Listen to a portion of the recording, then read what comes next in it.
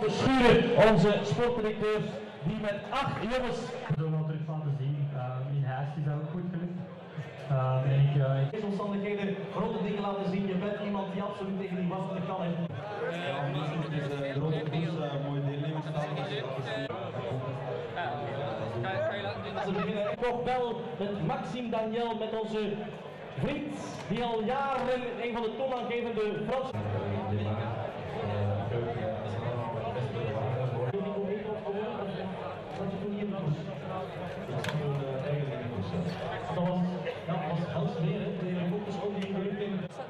Ja, het is laatst zeggen dat het nog een maar dus een bewijs dat deze koers niet mag worden onderschat. Heel hoog op te gaan. Ja, hopelijk komt hij pas in november. Maar, november? Na dan die volgende ronde van Vlaanderen. Ja, zeker. Voorjaar is het de meeste lief. Heb jij al gekeken naar het parcours van Zurvan? Zie je? Ik heb... Bij Twist en Floors zijn er 5 gevonden. Zoals hij zo blij, zo trots, zo fier. Dat ze er absoluut aan gehouden hebben om hier vandaag aan de start te staan. FDG en de ploeg van Anna Willems Tweeland. Dus er komt nog wel wat. Te beginnen met de mannen van Lotto Jumbo met Maarten Wijnands op kop. Trekt de ambities richting Ingooigem trekken. En Lotto Journal denken we maar aan Jens de Busseren. We hebben onze supporters die daar staan te roepen. Die jouw naam al...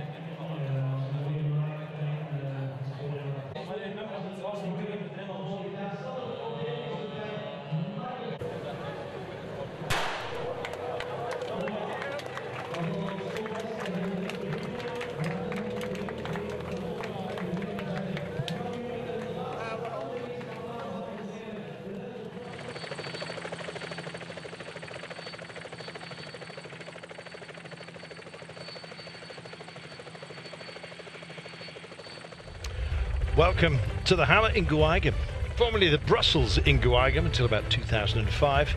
Now, of course, elevated in status and part of the Napoleon Games Cup. In fact, it's round 5 of the great series of races which run in the Low Countries, mainly in Belgium. We have the Samin, the Museo Classic, the Hanzam, the Heisterpile, and indeed the Halle Ingooigem, which is what we've got now as round 5. So we'll break the back, if you like, of the series today. You can basically divide this race into 3 sections. Long, sinuous run with some circuits along the way and some proper climbs as well. The Canaryberg, the Kreisberg, the Hottenberg, Knokteberg, Tegenberg, the Hellestraat, etc. So plenty of famous peaks to be dealt with, or at least tests, let's put it that way, along the way. But you have to be brave to take it on and deny the sprinters. It has been fast men for the last few years that have really dominated this race, and we've had raiding parties coming over from France. There's our final circuit, by the way, which does include 2 peaks, as you can see, and indeed we'll be going around that several times, in fact 5 in total, and dealing with the Teigenberg every single time. Well, here's your Napoleon Games Cup as it stands, with Jesper de Voist of Lotto Soudal on top, joint on in terms of points with Guillaume van Kiersbulk, who's riding for Wanty Group Gobert, Kenny de Haas in there, and Elio Kaiser you see at number 7. I think possibly a good bet today if he was going to go long. Well, 3 have decided to do precisely that, and they've squirreled off the nose in an attempt, I think, to deny the fast men. It could be as well that we get some late rolling attacks as we start to head for Ingooigem and our finish today. And indeed, just looking at those who've won before. Dries de Bont is not defending and Nasser Bouani is not here, but Arnaud Demar is, and he likes this course. He's also got a stunning lead-out train with Francis de Jeux, and they're clearly the team to beat. Out to stop them are, of course, the Belgians. Kenny de Haas is here, but the Belgian team itself, sort of a chocolate box, a smorgasbord of talent, I think it's fair to say, has been drawn from various teams, and the Belgian national team will be led by Jens Kerkelaer with Jesper Stevens, Edward Tuns, the quick man, Tom van Eersbroek, Sepp van Mark, classic specialist, and others as well, which we'll come to. So they're a strong team, to say the very least. And indeed, it'll take a strong team or a strong will to actually stop them. Wanty are here, Kenny de Haas, as you've just seen, and I've got to tell you that Peter van Speebroek is up and in the break at the moment. In fact, we have 3 riders who've gone clear. This was the sign-on at the top of the day, and you're thinking, gosh, How many Belgian champions could there possibly be? Well, it's the Belgian national team in its famous colours, and indeed the cold golden blood of their national flag doesn't represent that, by the way.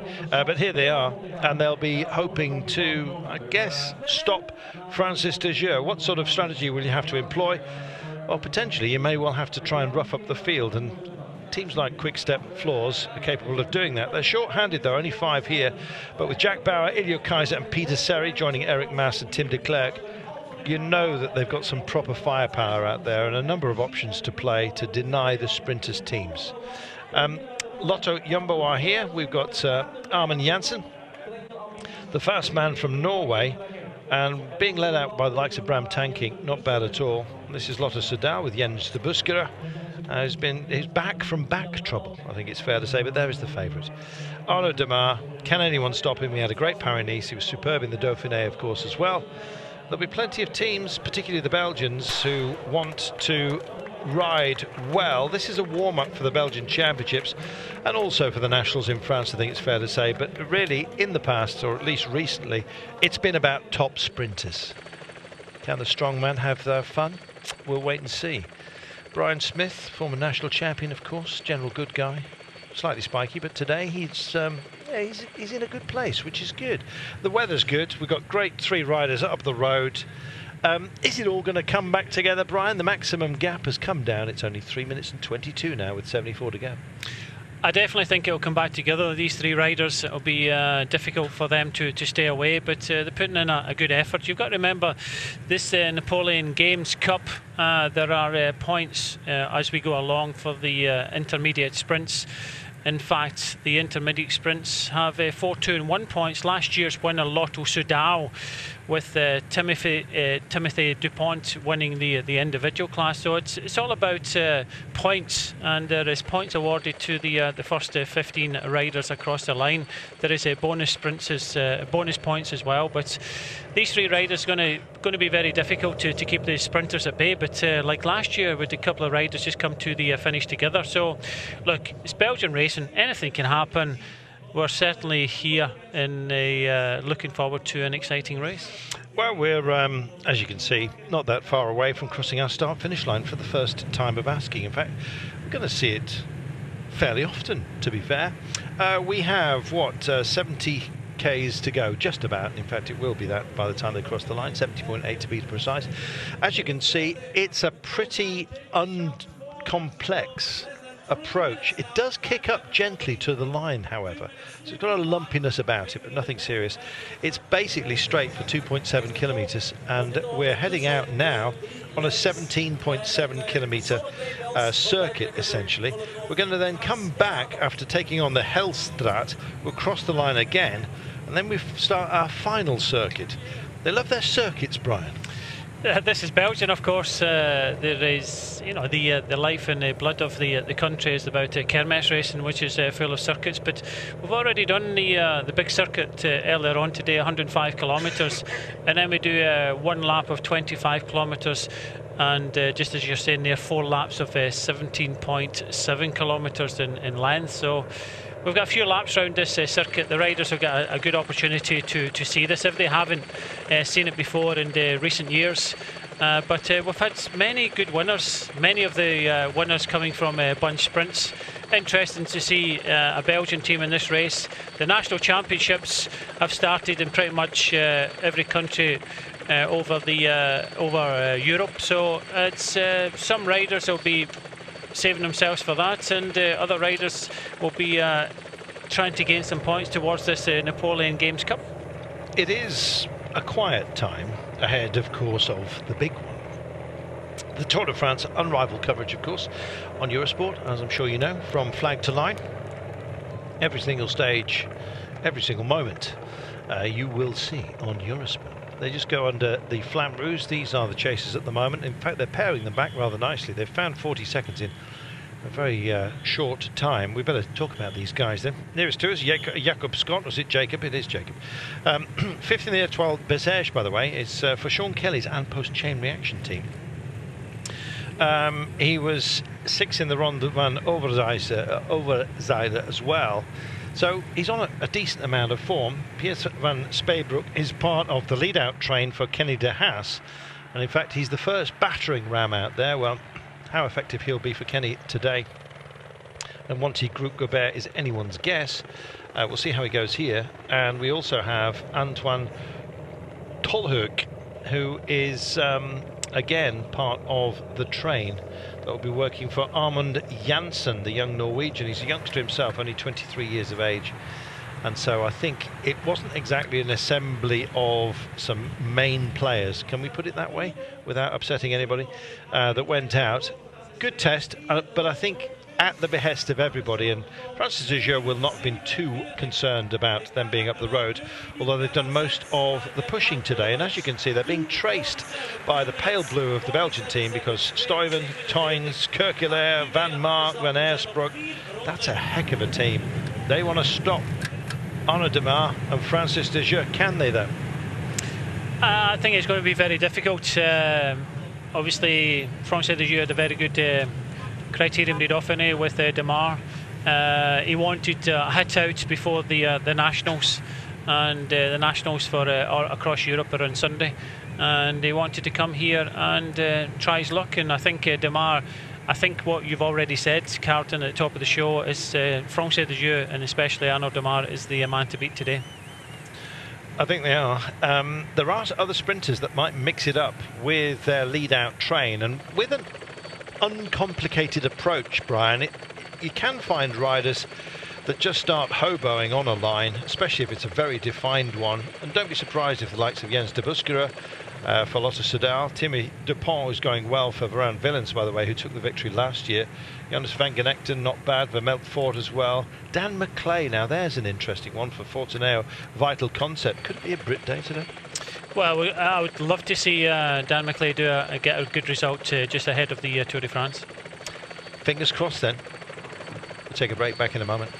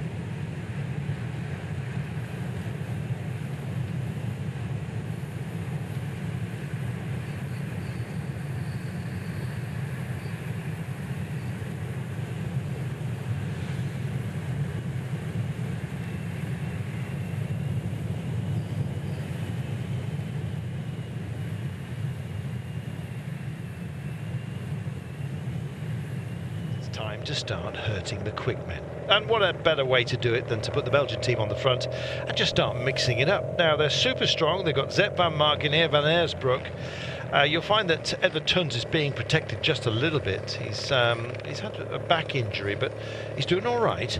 And I think that this is their only choice, Brian, especially on some of the peaks, to try and wear down Francis de Jeu, who are being forced to chase on. Nobody's going to help out FDJ, but you can see that Quick-Step Floors don't want to miss out on any moves that might be generated here by the Belgian team. Yeah, already one of the France de Jeu riders is the moved to the side, moved to the left-hand side, and drifted back. And it's exactly as you say. They want to use these climbs. The two climbs come straight after the start, the start and finishing line there. And Kukelaar is pressing on as hard as he can. Stuyven up there towards the front. I think it was Jack Bauer from Quick-Step moving up as well. But yeah, they want to take advantage in these climbs, tire out a lot of the teammates, because looking at this course, it kind of suits Demar, but there are riders within his team. It's going to be difficult if the Belgians push on, but nice to see them riding together. They ride in separate World Tour teams. They've been brought together for this race, a bit similar to what the Italians do with they ride for their national team in various different races, and sometimes it's nice to get this, but they're certainly lining everything out at the moment. They certainly are. This is about hurt and who can cope best with it. Ingooigem not that far off the nose, as you can see.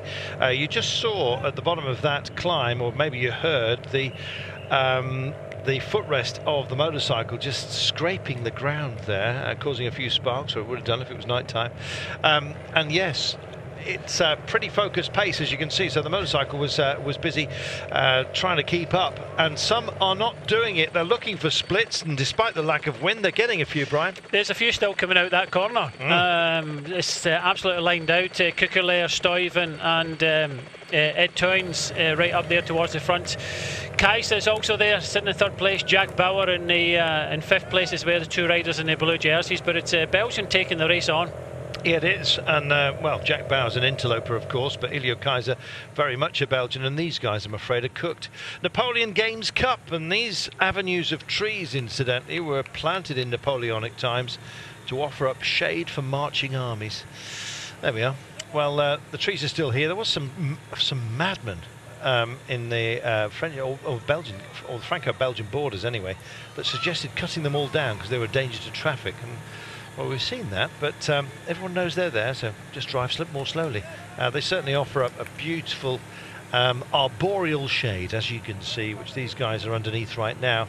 And in fact, on the hot days that Europe has experienced, particularly Northern Europe of late, I think the crowds are probably very glad of that shade that Napoleon thought about in the first place. This is round 5 of the series, and the Napoleon Games Cup has turned out to be quite an adventure for quite a few riders. It keeps us busy on the approach to the Tour, does it not? Yeah, I think it's nice to have a few races like this grouped together with you know, results for the individuals and the teams. And certainly in Belgium, they raced it last year. Timothy Dupont was the individual winner. Lotto Soudal in the Reds were the overall team winners. So it's yeah, it just adds a little bit of spice to the racing. Indeed, it's getting spicy out front as well. They can't decide how this is going to break down and who's going to be allowed to be part of it. Kevin Istra, I think it is, from Valence Classic in the sort of Dayglow green, that's also trying to make a move to be part of this. Justin Jules as well. It'll be Roy Jans later on, but he's not being expected to work. But work is... well, it's a high rate, I think it's fair to say, out front. Arnaud Demar would have been expecting this, so would the team. It's how they mark out the moves, but at the moment, these are serious. Yeah, it was Jack Bauer for Quick-Step in the blue that was kind of looking, moved over to the left-hand side, but tell you what, Kukelaar doing a magnificent job now. You can just see Seth Van Mark sitting in second place, normally rides for Cannondale with the green helmet on, and it's out the saddle the whole way. Jens Kukelaar is absolutely flying at the moment. This is fantastic. What great racing we've got here. The Teigenberg, by the way, is the only climb that will feature in the last 4 laps at the end here, as we consider the Witte Bergemolen Mill. And then we move on. 63.3 kilometres and less than a minute now, and it's because of these guys and the hurt they're in that they're imposing on them. There is the top of that climb, It was more of a drag, really. You saw the pace that they took it on. Shouldn't really diminish Arnaud Démare too much. He doesn't mind a rolling approach. No, I don't think he'll worry about this. It's the rest of his team. How is his team dealing with it? 3 riders for France as you towards the front. They're looking back as well as many other riders that are looking back. That was an intense about 5-6 kilometres there. It certainly was. Wanty just didn't want to be missing out there. Kenny De Haas, don't know whether he's going to be very much a part of the end of proceedings, but Jerome Bonnier and Dion Smith as well from Down Under, making a nuisance of themselves or keeping up. This is Werder Arden of Sean Kelly's Unpost Chain Reaction team, a team that's is actually swapping sponsors, I believe, next year after a long association. Looks like, but I guess that is the way that all professional teams must function. Just looking down the line here, and in fact they're weaving and wavering all over the place, nobody really wanting to offer up much assistance to anybody else. Floris de Thier, by the way, is the man who's weeping in 3rd place at the moment for Lotto Jumbo, just in case you were wondering. As we look further down this line, it looks like power undiminished, and Jens de Buskera has also stayed up here with Jesper de Boist and Tosh van der Sande. In fact, van der Sande has been the lead sort of battering ram for Lotto Soudal in their red and white, as they start to regather themselves, the Belgian team, to do it all again, basically. Yeah, they want to keep the pressure on. They want to have a good race, a good hit out today. Jens Kukelaar comes back to the front.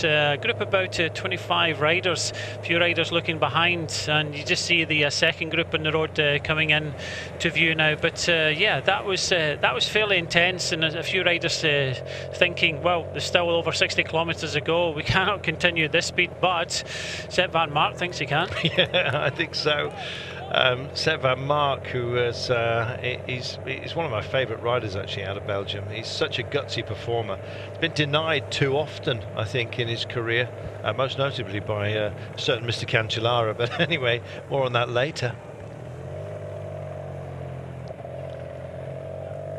47 seconds only separating the chasers and the trio up front, who've been up for much of the day, to be fair. When are they going to finish that place? Not quite sure. It's the Ingooigem church, the ruins therein, as you can see. And yeah, it's a lot of this sort of skeletal buildings stand as testament to all the battles that went on in this part of the world, both First and Second World War. It seems like whenever Europe had an argument, this is where the theatre of war tended to be. And there's a pall of sadness in this part of the world, but the mood's lightened due to cycling. In fact, this race was part of the cheering up of a nation. First incarnation was in 1949, the Brussels Ingooigem. In fact, it stayed that way until 2005, and then it, of course, became a UCI registered race in 2002, and they changed the start point to Halle, to Ingooigem. And yeah, it's kind of settled itself into a quite familiar race. This is newly laid tarmac, as you can see. In fact, they were out only yesterday finishing off some of the relaying of the surface, which is why it hasn't got centre lines marked upon it. And we're grateful that there's no rain, because otherwise it would have sweated just a little bit, the asphalt surface, and provided a bit of a skittery one, I'm afraid, for the run-in. They did get the sidelines on there, rather good, and watching from them. There you go. Yeah. He was saying, yeah, I'll have some of that. Normally you get riders objecting to it, and Antoine Tolek, he obviously felt the cold and thought, oh, it's colder than I thought. It just goes to show you that the Belgians know their sport, and he had the hose there. He didn't want to spray it over the riders. I've ridden many races where there's the spraying, and sometimes it can cause accidents, people moving, trying to get the water and being blinded a little bit by it as well. So he was standing at the side of the road with the hose and waited for the riders to wave. You see the riders waving again for it, and give us some of that. Yeah, look, these people know the sport, and they're not going to just spray it all the time, and allowing the riders to decide for themselves. On very, very hot days, particularly in Ironman events and that kind of thing, I've seen it occasionally in Kermis racing. They put up a on half the road, a mist tunnel, and it's basically it's air inflated, but it carries within its honeycomb, or the tunnel itself, basically a tunnel of misty cool water, and you can ride through it if you wish. Yes. That to me seems eminently sensible. Yeah, I've ridden many races where they put the hose out and riders will move towards the hose and cut off people, and I've seen many accidents happen with the hoses. But in the Tour de Langkawi, they actually do it after the line. They've got that kind of mist, and the riders can choose to go there after they finish. Yeah, many do. Some don't, actually, bizarrely. I've never really understood that, especially when it's being offered up. The thing is, when you start getting wet, Carlton, in a race, you want it more and more. Yeah, sure. Because even last year I was talking to Tyler Ferrer, and he's an experienced rider, and I was trying to say to him, he gets too hot very quickly, and I said, what do you do with the water in your bottles? Do you spray it on yourself right away? And he said, yeah, pretty much in the first few kilometres. I said, try and stop that, try and get to maybe 100 kilometres and then start doing it, because as soon as you start spraying water on yourself and cooling yourself down, when it dries you feel warmer.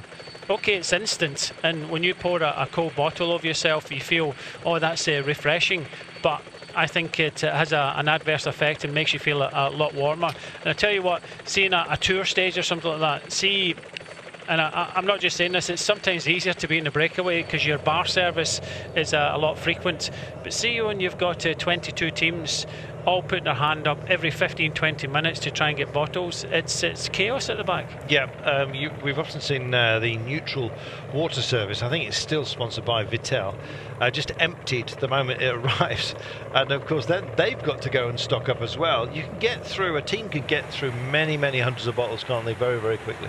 Yeah, you're talking about every 15-20, especially if you're putting it over yourself and trying to cool yourself down. You go through a lot of bottles. In fact, in the very hot stages of Grand Tours, they'll stop at the feed zone and swap over the cool boxes as well, because they go through that many bottles. Just caught sight of Jens de Buskere, who's riding alongside Freddie Backert from Wanty Group Gobert. De Buskere for Lotto Soudal. He was keeping himself out of the wind. Bit of a storm kicked up by Belgium, the national squad who are running here. It's a smorgasbord of great names from other teams. They really put the hammer down. Indeed, Sepp van Mark, one of those, along with Jens Kerkelaer. But Arnaud Demar's boys haven't panicked, and right now they are mobbing at the front of the peloton. And it looks like, at least for the time being, there's a brief hiatus in hostilities. They'll be rolling attacks again, you can be certain of that. 21 seconds now, the gap. Just under 58 Ks to go. I noticed at the 68 mark there was the 59 mark 2 Ks ago. It was really nasty, the turn, and well, they're taking turns on the attacks right now, and I think this is Leiter from Vlaanderen. We'll see in a few moments time, that's pushing off the front and drawing out a response, as you can see, and Lotto Jumbo don't want to miss this move. Marking it out as well, Francis de Jeux again. They're being lent on constantly here.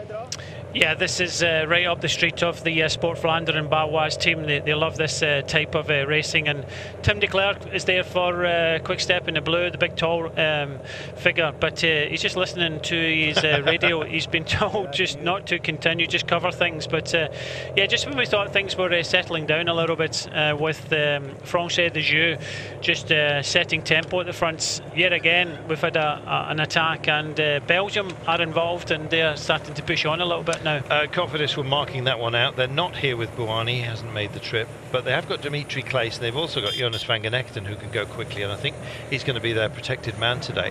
Somebody to watch out for is Bert van Leeuwenhoek. He's been on superb form for Sport Vlaanderen Belloise, and this mix-up that you've got at the moment, mixing it, just offering up these blows to the pack, I think is for Bert van Leeuwenhoek, who can have...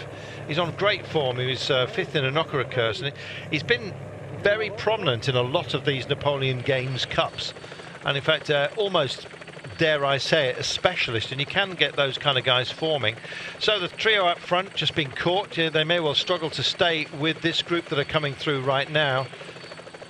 9 riders then, reassembling themselves, just struggling at the back. Looks like Jacob Scott, I'm afraid, but this may well be a force. We'll see. Francis de Jeux have got a man up there, but it looks like he's struggling at the moment as the drive goes on. Big check over the shoulder. I think it's Justin Yules actually for Varan Aqua Classic at the front in that sort of lime green and black. And in fact, the lack of certainty, I think, by those who are pushing up the front has allowed others to come back in, and just about all teams represented, at least for the time being. Yeah, Jens Kukele again towards the front for the team of Belgium. This looked like Kevin Van Bilsen of Cofidis up towards the front as well. So 9 riders came across to the original 3-man break to make 12 riders, but looking at the peloton behind, they don't want anything going away now. I think just on the front now is the big German, Marcel Meissen. I'll get a look at him properly in a moment. The Beerbank Corridon team. There'll be some unfamiliar teams that we're mentioning here, but they function very, very well. They've got David van der Poel as well within them. Marcel Meissen is a youngster who's 4th in the Nationals that, of course, were taken by Greipel. Very, very strong rider. And Tombo is in with our Belgian colleagues. Yeah, he looks to be working very hard there, sitting in the middle there, Tom Bonin. I don't think he can get a word in. Well, at least he's got a thumbs up. There we are. He didn't really say much, did he? Not even gesturing. That's probably a good thing. Meanwhile, I think they're probably on a commercial break, but there are friends from the national television here, and there's one of Brian's many buildings that he owns around the world. You particularly follow this one, Brian, yeah, aren't you? But not of the mosquitoes, I understand. No, it's I always enjoy my trips to Belgium, especially trying to go through all the Belgian beers. I've been trying to do it for many years and still can't do it. Yeah. No, almost impossible. I went to a beer emporium actually recently and discovered Marat Sous and their special bottles therein. I'll have more on that for you a little bit later as we give you some tasting notes, but it's a bit of taste being offered up, I think, at the moment. Further down the line, this is Ludwig de Winter for Veren Aqua Pro team, just with one of his teammates there, I think Kevin Ister actually along with him. And look at this, a bit of a handover of power. We've got a proper fighting force being delivered to us right now. Can't quite see who it is for Francis de Jeux that's in the mix right now. We'll get a check on that as soon as we can, but just bouncing dead centre, they've got one representative, and this is about what, 22 riders at the moment, Brian? Yes, I don't think the Francis de Jeux rider will be doing much in this group. You can just see he's just kind of sitting in the group represented. Another group of about 10 or 12 riders trying to go across. This is just typical Belgian races, yeah. Non-stop the whole way. As soon as the race started, okay, there's 3 riders down the road in the peloton riding tempo. As soon as we come on to these last 4 finishing circuits, I say finishing circuits, 17.7 kilometres in length. It's a little bit like a Belgian kermesse. It just makes people race, and they'll race and race and race all the way to the line. Bram Tankink's keeping them honest here, as Goletz it is from Verens Villains Classic, and in fact that is Tankink just bridging over at the moment, dragging with him Ted Plankart, I think, from Sport Vlaanderen and Beltoise. Take a feed wherever you can possibly get it. This will be our approach to the start-finish line. In fact, once we've done with this, we won't see the Hellestraat again. The next climbs on our final circuit will only be the Tiegenberg. And so that's that long drag in the trees, and so you may well get a bit of a reassembly here. They're taking on these feed bags largely. They contain gosh, that didn't last long, did it? You take what you can get when you can get it, and I think this is going to be a bottle down the neck, is it, in a few moments' time. Meanwhile, Lotto Jumbo still want to shake this about a little bit. You're not going to have a lone winner from a moment such as this unless it's unless, of course, Tony Martin has actually moved teams. I don't think so. Bit of a pace about them still, though, Brian, and in fact we've got a fracture, as you can see, to the main body of the favourites. But look at this, wrestling all over the road, loving this. Yeah, great racing, always is in Belgium, and it's a lot of riders that have come here in the past just to learn the craft of Belgian racing. They say if you can race here in Belgium, you can race anywhere in the world. It's just an art for some of these riders, and you know, the kermesse races, a lot of these riders have been brought up with these races, and it teaches you how to race. Well, that's what you get when everyone's mixing it all over different sides of the road, I'm afraid. And this does not look good, I'm afraid. I hate seeing riders go down and staying down, and this are in Livens from the Paul Zozan. Let's have a look. Drifting all over the place, easy for wheels to touch. Oh, a momentary lapse of concentration there. That was following another rider, almost sheep-like, and I'm afraid just tagged the barriers at the side of the road, took the hit on the shoulder, and that's not good. No, it's about concentration. It's all about being on your limit as well. Some of these riders starting to struggle a little bit now. It's Jerry Boyts, by the way, who has bought it this time. Also involved is Michael Stockman, as you can see, from Tartaleo Acerex. Great members of this Napoleon Champions Cup. That's Floris de Tier who's decided to push on. He's drawing a response from some others. So de Tier with 52.1 kilometres remaining, a little less than that right now.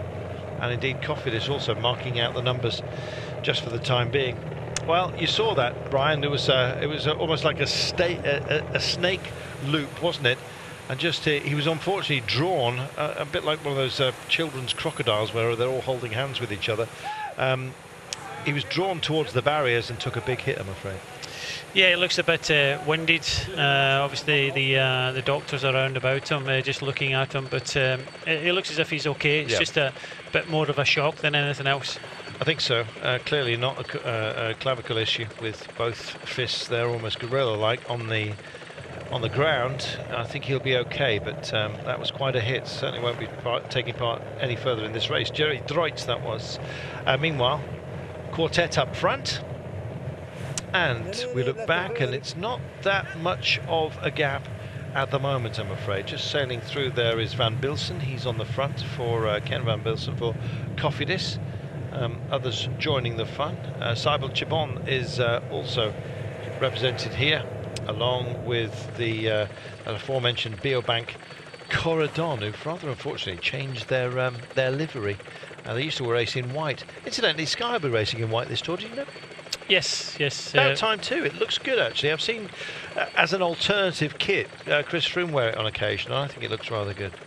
We're going to take a break. We'll be back with the thoughts of Brian Smith on today and more after this.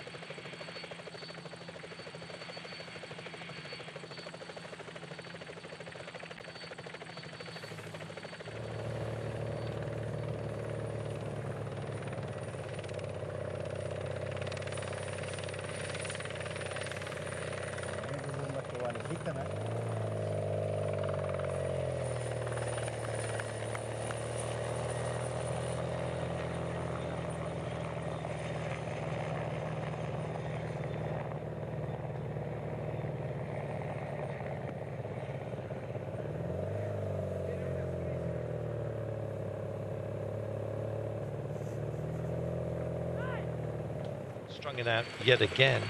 Only 600 metres in length, but it's a real stinger, a zinger. This is that long descent, so we'll be seeing both the Hellestraut and the Tagenberg as part of this. This is the one with that nasty left-hander at the very, very bottom.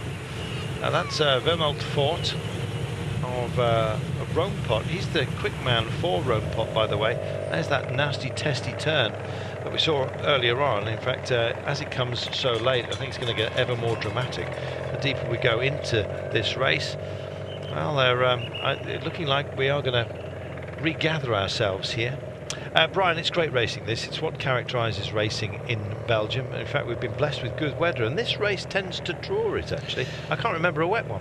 Yes, when we look back over the years, and De Bont won it last year, Bohana in 2015, Demar 2014, Kennedy Hayes 2013, 2012 was Bohana yet again. And you know, we think it's now forms part of the Napoleon Games Cup. You know, these riders, this is great racing. Every time I've come to Belgium and raced in Belgium, this is exactly what it's like. It's full gas. As soon as you get into the, especially the last 50, 60 kilometres, it's good racing, and the climbs aren't overly difficult. The Teigenberg is coming up very soon, but 600 metres at 5% was the Halle strat. But it's the speed they ride around it, and it's constant all the time. And you only have to blink sometimes in some of these races. Blink, and the race is over. There's a group already disappeared down the road. Just looking at the Era Circus, we've got a trio here. The Schweeks, Dieter, Hendrik and Lawrence. I didn't see who it was, whether it's trumpet, bass or rhythm guitar, who'd gone up the road there, Brian, momentarily. It was Lawrence, yes. Was it? Yes. Yes. So that will be rhythm guitar. Yeah, he'd given it a dig. Unfortunately, the rhythm he set was not good enough. As you can see, we've got, what, 8 riders, 2 bridging, and a whole raft of talent chasing on. This is good work. Yeah, it's constant battle, and these races, you can't really, it's very difficult to control them. We've seen France de Dieu try a little bit, we've seen Belgium come up and attack. And just looking at this group here, one rider from France de Dieu towards the back, so he'll just kind of sit there. They're just sitting and waiting, saving their energies to help Demar towards the finish. But no riders from Team Belgium, and I was a little bit surprised at that. But I think on Teigenberg we'll see some riders trying to jump across to it. You saw what looked like a dropped bead on there, just almost making a nuisance of itself as it squirreled around. At the back there, we noticed Koen Vermeltvort. It's all very well staying at the back, Brian, and some riders have an uncanny method. They're top and tail at the moment, Roompot Nederland Lottery in the bright orange. They have an uncanny ability to know when to make their move, but Vermeltvort, who's always been in the top 10, it seems, of all of these Napoleon Games Cups, and often on the podium as well. He's stuck at the back at the moment, so we've got an intermediate sprint rolling through, which does generate prizes. And look at this, asking for drinks. That was a quick take, to be honest. You saw the way the arm of the Soigneur was banged away there, carrying a big amount of pace through the trees here as we come up and take on the Teigenberg yet again, bro. Yeah, that's Pim Lichtart of Roompot at the front in the orange. You just see the stripes on his right hand sleeve indicating he's a former Dutch champion, quality bike rider, and he goes over the top of this climb there until the penultimate, I think the last lap, there is no sprint points, but on the Napoleon Games Cup rules there are points 4, 2 and 1 for the first 3 across the line. Well, Pim Lichtart's been assembling them brilliantly, in fact, throughout much of the championship. It's Jesper de Boyce that actually leads it for Lotte Soudal, by the way, ahead of Guillaume van Kiersbroek of Wanty Group Gobert. So never be surprised to see that they're close to the front. In fact, Van Speybroek is also very well placed within the championship. Yeah, you pick up, of course, intermediate sprint points. There are jerseys on offer throughout the championship. And here we are. Well, a flapping jersey will be driving a few of you mad out there, thinking about wattage, of course, but yeah, they seem that comfort is more important. And we've got the Schweeks here. That's Dieter Schweik. Well, in fact, it's Jelle Kant at the back here. Jelle Kant with the flapping jersey, reminding me that the beloved Brian Kant has passed away at the age of 86. Wasn't a cyclist, but he was a children's entertainer, and I liked Brian, as I like Brian Smith, of course, as well. Arnaud Demar's never going to be that far away from the nose. It's his kind of terrain, this. He doesn't mind this at all. The thing for Demar, he just has to stay there and not get dragged into the racing here, save as much energy as possible, and hope his team does a very good job. Because the problem, well, I say it's a problem, the Belgian races drag you in with all the attacking and left, right and centre. You want to get involved with it, but it's just staying calm, allowing your team to do the work. But I believe it's Jasper Stuyven for Team Belgium at the front, dragging it all back. It looks that way. I noticed Demar isolated actually without his teammates momentarily within that group, but he is within that group, and so are his teammates, so it's a question of reassembling and just not panicking. As you say, Brian, if you do get drawn into a fist fight here, then the likelihood is you're going to pick up a few scars along the way. It can knock you back. Just coming through here, there is our, it's Ollie Legac, by the way, who's not part of the lead-out train, who was sent as the marker within this group. But, and it looks like they've been neutralised right now as Belgium managed to drag up. And in fact, is that Demar who's actually managed to get himself... That was higher up than I thought he would have been at that point. He was climbing strongly, though, which he generally tends to do, doesn't he? For a quick man, he goes up hills okay. I believe it was only, was it 3-4 years ago? He was 5th in the Ron van Vlaanderen, so he can go over climbs, and like a lot of the top sprinters can. Certainly in Belgium, he's at home. He likes this type of racing. Fast, furious, and yeah, he'll be looking to get a good result today. They certainly brought a really strong team, but sometimes you can miss it. It's like that breakaway has been brought back, but it was Jasper Stuyven that brought it back. Normally rides for Trek Segafredo, riding as part of the Belgian team here, the national team. But another one could go away, and that could be brought back, and it's constant bang, bang, bang the whole time. You can't go with anything, and I think it's too far out now, still with over 40 kilometres to go, for any team to come to the front and try and control things. So you just have to allow the race to develop, and then inside the last lap, I would think if you've got some numbers towards the front, then you can start to control it. But you cannot control Belgian racing, not when they're attacking like this. I think they'll probably attack across the line, as you say, for the final lap at the bell. It'll almost be like a prize fight at that point, with the two climbs, one Hellingen, the Hellenstraat, and then of course the Teigenberg in the cover of the woodland. It's going to be busy. Certainly is here, but still no panic back here, as you can see. Checking over shoulders, that's Stein de Bock at the back. What's he complaining about? Not quite sure. It's not Stein de Bock actually. That's in fact, that's Verhelst Louis, indeed, of Pauls Sausen Vestergoed Service. A name that's so long and actually bridges onto other teams on the start list. Pim Lichtar then, 3, 2 and 1 with Wallace and Tankink. Some good names up front that were mixing it for that sprint, and they've not finished yet. Yeah, strong riders there, getting involved with the sprint, and yeah, as expected, when the pressure's on, the cream comes to the top. So yeah, still two riders, Lotto NL and Lotto Soudal, pushing out. Chris Bokkemans it is, that's a partner in crime up front. I believe it's Bram Tankink who's pushed on out of the sprints. He's sort of holding out there. They'll be working for Armand Janssen, the young Norwegian from Lotto Jumbo. He can mix it, not necessarily with, you know, mano a mano with Arnaud Demar, but you never know how this will sequence out at the end, or indeed how many will draw to the last. It could be a strong breakaway does manage to extricate themselves on the last, Brian, or a bunch. Well, these are two strong teams going out front, both Lotto's NL and Soudal.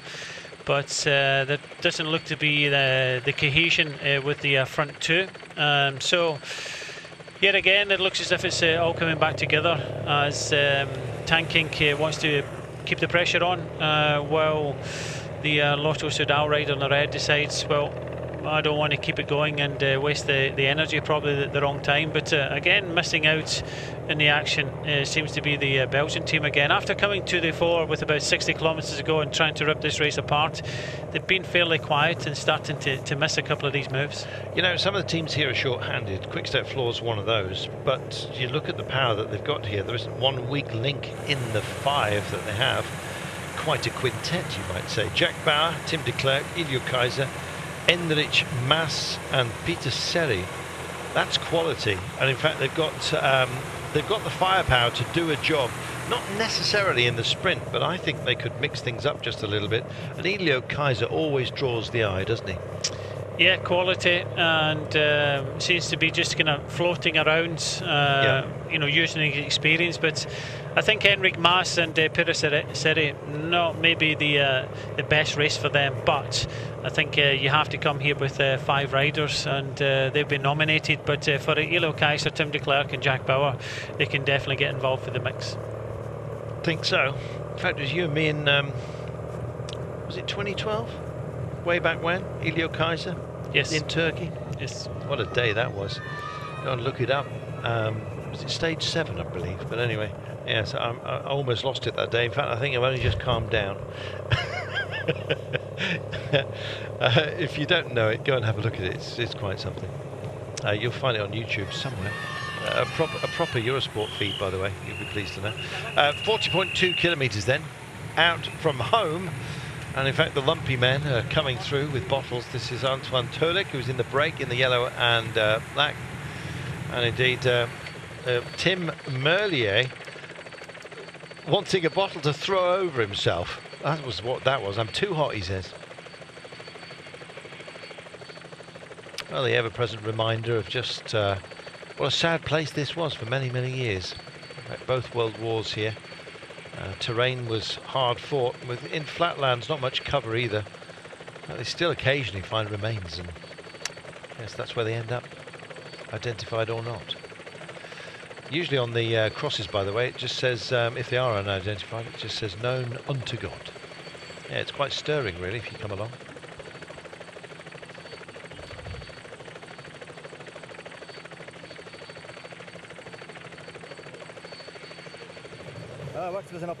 Just under 40 kilometres to go. Well, a quartet. Looking through them, or indeed beyond them. I'm just feeling that this really, Brian, is going to be a last lapper for us today. Yeah, it's looking that way. A lot of the riders getting hot and flustered now. A lot of activity towards the rear of the peloton as many bottles are being given up to the riders. Very hot day here. Still just under 40 kilometres to go. 4 riders just kind of disappearing up the roads, but it'll be continuous. There's a bit of a lull in the action at the moment, but yeah, that last lap was certainly fast enough to hurt a few of these riders' legs. Stefan Marks, tough guy. He's also on water carrying duties at the moment, as you can see, so his weight is increasing exponentially. Every litre of water, of course, is a kilo, and so yeah, when you take on a whole stack of bottles, it's extra weight. Up down. Never know whether he's up or down. Great name. Bram Tankink, Van Empel and Rob Roy. Well, these have been regulars, indeed, within the Napoleon Games Cup, and it's a great championship, actually 10 rounds, and includes some fabulous races. I'm not meaning to diminish any, but by mentioning just a few, but starts off with the Samin. Eurometropol's in here as well, and this race itself, the Heisterpil was a terrific one as well, albeit with less clement weather, I think it's fair to say. This one always seems to be a burner, and right now it's a slow burn for Francis de Jeux on the front with the Belgian team. It looks like, at least for the time being, a hiatus in hostilities. It's not going to last. No, but they did this the lap before, just trying to settle things down. You know, they're maybe happy with the 4 riders in front. Okay, there's 3 riders from Française de Jeux at the moment, but you can just see the riders from the national team of Belgium have come up towards the front, and they'll be sitting back thinking of maybe going on the attack in the next lap after we cross the finishing line. And look at the Hellestraat and Teigenberg again, but yeah, a lull in the action for the time being, but this is Belgian racing, and it's going to kick off at any time because this gap is going up to 33 seconds now. Jerome Bonnier, you saw him there for Wanty Group Gobert. Now, he might have his own fun today. Dion Smith, I think, is going to be the man who tries to squirrel off for them. And that's it, Brian. You don't only bring a quick man to a race such as this, you need some prize fighters as well. Those who are, can mix it up at the very last. We've talked about Ingooigem, but there are others, aren't there? Maxime Daniel for Fortuneo, Pim Lickdart, who you've already seen, Dion Smith for Wanty.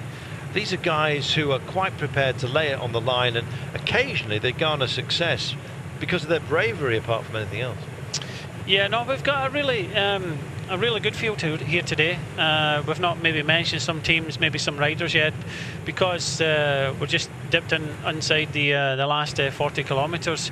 You can't get involved too much with the action, and with the flurry attacks we've already seen, now we get 4 riders sitting just over 30 seconds in front of the peloton, led by François de Dieu. So it's not wasting energy. It's about trying to conserve as much as you can for the last lap, and a few riders have been trying to do that. But Belgian racing, you either love it or you hate it, but I actually love it, actually riding it, and also watching it as well, because it's kind of non-stop action. Brian's been busy on the bike, of course. He was in the Giro. He'll be be offering up his coach's advice as well during the Tour de France. We'll hear him on the mic too during commentary. He knocks up a decent pizza likewise, and he's tanned up absolutely beautifully. Brian, you've got this deep look of somebody who's been busy on the bike, or has it just been sitting around the swimming pool of late? Yeah, I went after the Giro d'Italia. I went to Croatia on holiday, and I think that's the time I got to sit in the sun. But yeah, I have been doing a little bit on the bike and running a little bit as well. Brian, of course, being a Scotsman, is supposed to be bluey white, but me as a humble Englishman from the north of England, I'm actually just looking with great jealousy at his bronze demeanour. Here we are then. Less on that, more on this. Tour de France coming up, of course, and don't forget unrivaled coverage here on Eurosport. Suzanne Wolf's just joined us here. If you'd like to join the conversation on Twitter, by the way, it's at Carlton Kirby, or indeed at Bry Smithy, BRISMITHY. There's no numbers, is there? No, he was the first Bry Smithy out there. As they continue to take water here for deeper into this race. Although we've only got 36 kilometres to go. Suzanne Wolf says it's a live race in Belgium. What is it? It's the Halle Ingooigem. It used to be, of course, the Brussels Ingooigem until 2005, and they decided to start it from Halle instead. But yeah, it's a great race, and in fact we're on this final circuit. We've had several loops along the way, and in fact we had some proper tests of some very famous inclines, the Canaryberg, the Kottenberg, the etc, etc. But right now we have the Hellstraat to come, and indeed, of course, the Teigenberg as well, which is all part of this loop. We've got 4 laps of it for the final phase. Rather confusing because we had some extra laps, including the finish line, earlier on today. But laps are what it's about. You can't have a straight line race for 200 odd kilometres in Belgium because you'd end up in Holland. So you have to have loops, and that's what we got right now. 2 laps to go. So the bellman is he's just hanging up his bell. It's not a big one here, if I remember rightly, for the Napoleon Cup, but we'll see. And the clock starts to tick, and this quartet have gone for it. We had a break of 3 riders earlier on today, and it looks like they're at peace with those up front, at least for now. And look at this as you wander through. Bert van Lerberger's Sport Vlaanderen Baloise are my tip to start mixing it up late on. And in fact, they're hiding themselves absolutely beautifully in their yellow, blue and white, you can see in the centre. And watch Van Lerberger. He's just dousing his head at the moment, but he's been keeping very, very quiet. Other teams have been louder here. The Belgian team, the national team here, it looks like they've got a whole rack of champions. Jens Kerkelaer has been busy, Sepman Mark likewise. But there's no doubt the favourites here today are Francis Dijon. They come to the line right now. In fact, they're leading the holding position. So they're being lent on just a little bit, but it's Arnaud Demar who's favourite for them. They've got the best lead out. Manzin, Sarrault and Delage for Demar. Can anyone stop them? That's the question, Brian. They're going to try. Well, François de Dieu have allowed this to go out to 40 odd seconds. They do seem to be working well enough together, and but still a long way to go. We're inside the last 2 laps. Are there any other teams going to come up and help François de Dieu? I can't see it. I think they want to attack rather than just sit on the front and help out the French team. Well, this is Hubdoin on the front, wearing number 1. It was, of course, Dries de Bont that won it for them last year, hence the number. Time to wrestle. Brian, this gets wearing, there's going to be a lot of tired legs and possibly minds as well out there in this sort of heat. You can see the flags, they're just draped limp against their staffs. There's no wind here, and in fact when it's very warm, when we're talking 30 plus Celsius, the wind itself feels like it's burning you, doesn't it? Yeah, as you ride through yeah, it. Yeah. That's a problem, because when everybody thinks of racing in Belgium, they think of you know, the bad conditions, the rain, the cobbles, all this sort of stuff, and yeah, it's you know, I remember spending some time riding these type of races in Kortreka, living in an apartment there, and having to drag the bed out into the balcony to get any respite during the evening. Just looking at Wanty Group Gobert, Kenny de Haas, can he? Kenny? We'll see. Yeah, just actually the sleep before races such as this, Brian, they're almost non-existent. If you happen to have got a hotel with no air conditioning, and they generally tend in Belgium as well to have netted windows which don't allow whatever whisper of a breeze there is around to come through, and they're netted for good reason. That's mosquitoes. You often hear applause at night. Nobody's clapping. It's just hands on the back of necks, by the way, trying to dispatch the insects. I've been bitten here more badly than just about anywhere else on the planet. There's a lot of standing water, and there's a lot of well, their national bird is, of course, the mosquito.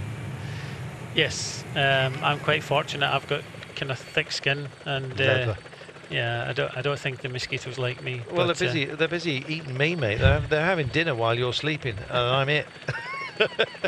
Wake up looking like a bag of spanners. Yeah, not great. Not a good look, as if there was one. 50 seconds then. That's healthy, you know, Brian. It could be a surprise mugging today. Yeah, it's creeping up, but I think Francis Dejoux doing the majority of the work at the front of this peloton. 4 Dutch riders are in front. Duin, 32-year-old, tanking 38, Van Empel 23, and Rob Roy 30. So the Dutch Express has left the Belgians behind, but I think the Belgians may have the final say. I think so. Although there are raiding parties here, they're usually French. You think of Bouhanni, won in 2012 and 2015. Demar won 2014, I think it was. So yeah, the French sprinters have had great success. Demar knows how to win, and he's on stellar form after Paris-Nice, and of course going great guns in the Dauphiné as well. So I think Demar is the out-and-out favourite today, and it's hard to look past him, but I don't know.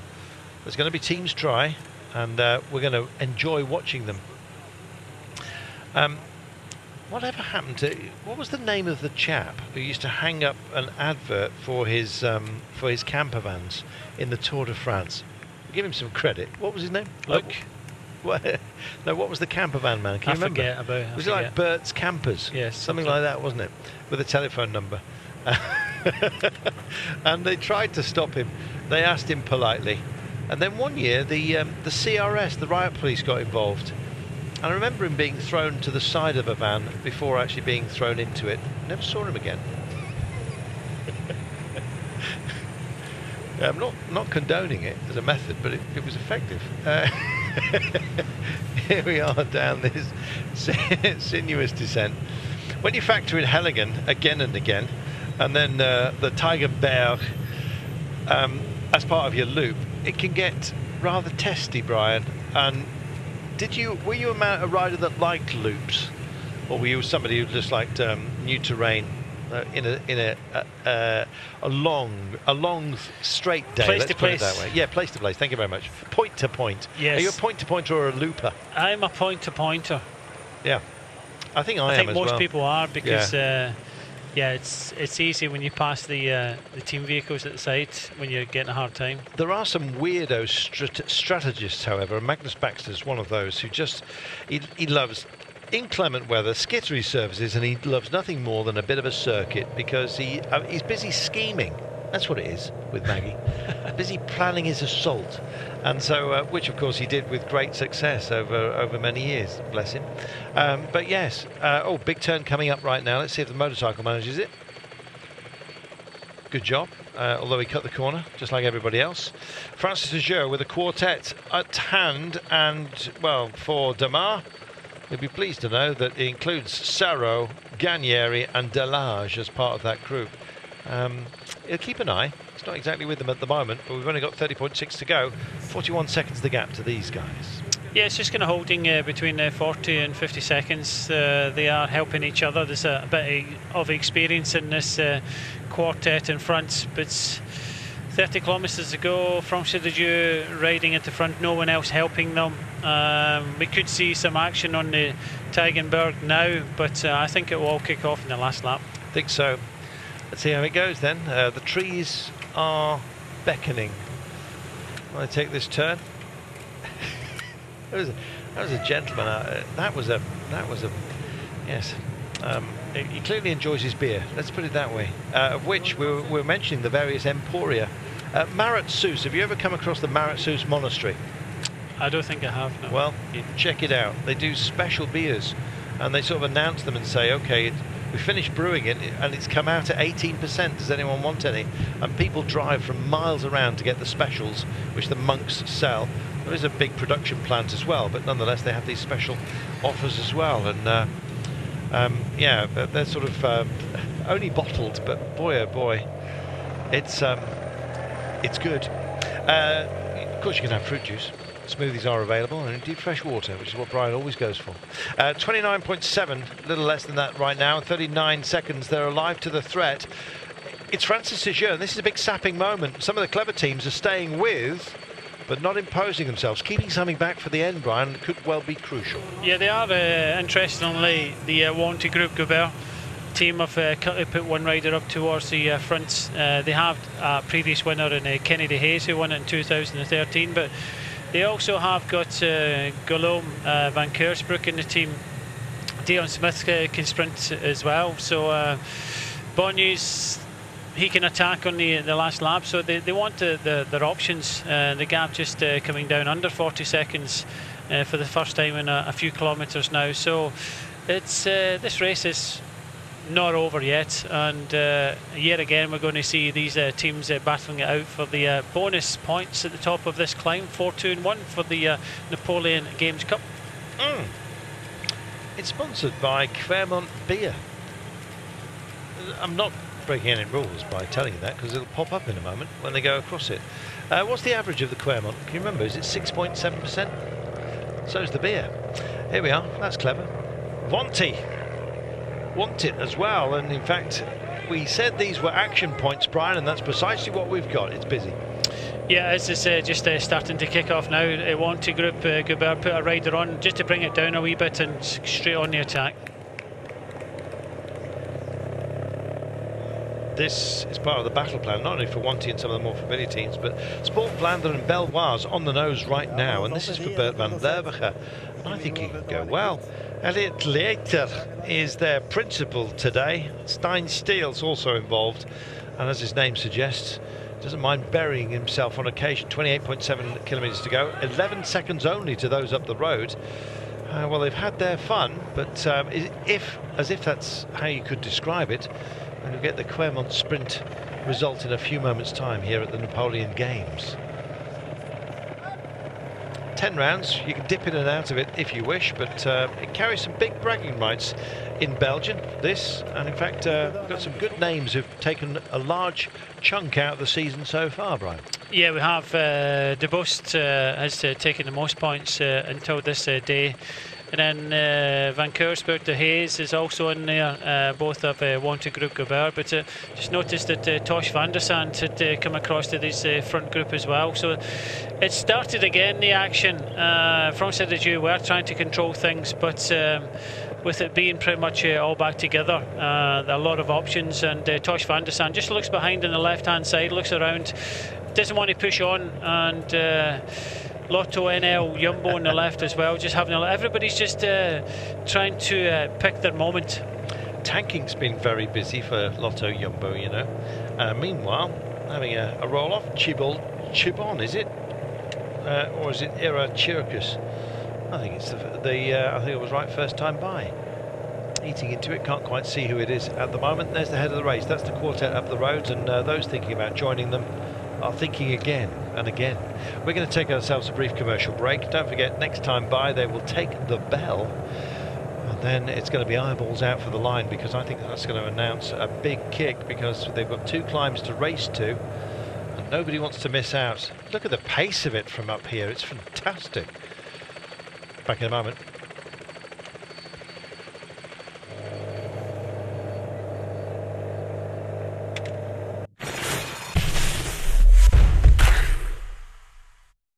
This place is cool. As a software factory should be.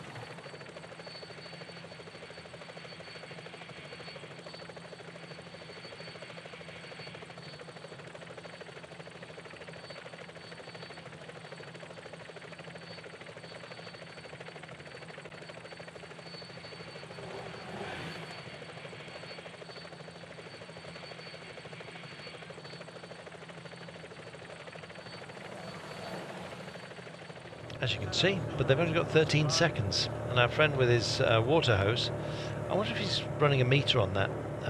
It may well be that it's going to cost him a bit today, because the riders want it. I think the general consensus is they ride close enough to the spray and he does a job. Who's going to do it today, Brian? Who's your pick? Well, I think we said at the top of the show, both of us looked at Arnaud Demar, but the Belgians might want to have a look at this. I think Jasper Stuyven, he's been making a few efforts. Edward Toynes could be there as well. But I think Belgium will come back to the fore in the final lap, trying to do something. But when we look at De Buschere, Jens De Buschere won't be that far away as well. So your answer to who the favourite is has to be Demar, but I think maybe Ed Toynes would maybe be my kind of second outside bet. All right. What's up with Dan McClay? We spoke about his unfortunate.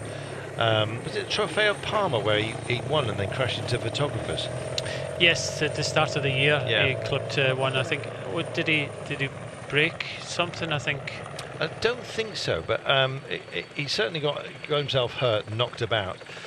He beat Buani that day and Andre Greipel, and I'd like to believe, come on mate, Dan McClay could do it for us today. That would be something, with Fortunato Vital Concept to come through.